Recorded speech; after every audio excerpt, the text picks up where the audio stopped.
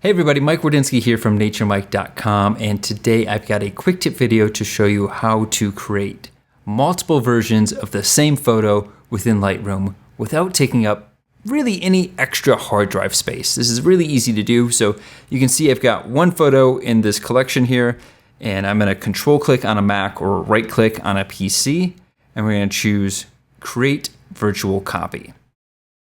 And you can see a identical copy showed up right next to it. So these two photos, no matter which one I click on, everything looks the same. So we're gonna make one of them look a little different so we can tell the difference. So I'm just gonna hit the V as in Victor key on my keyboard, and that's gonna turn the photo to black and white.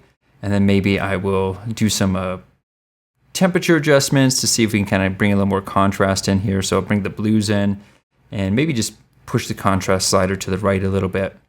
Maybe bump up my shadows. The whites, pull down the blacks, and maybe take the whites down a pinch. And there we go. So we got this black and white version and a color version right next to it.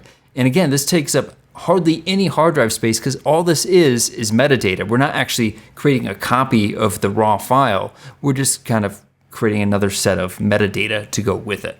If we want, we could even create a third and a fourth virtual copy if we want to. So I'm going to go ahead to my bear here, and I'm going to control click, and I'm going to create another virtual copy.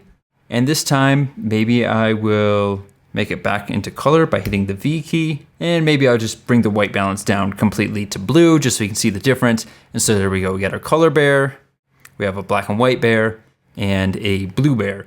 And you can see this little paper icon in the lower left-hand corner, and that's just telling us that it's a virtual copy. And if we look at the history, you can see our history is a little different for each one. Just know that that changes, but our snapshots stay the same. And that's it. I hope you found the video useful. And of course, if you did, don't forget to like and subscribe, and I will see you in the next one.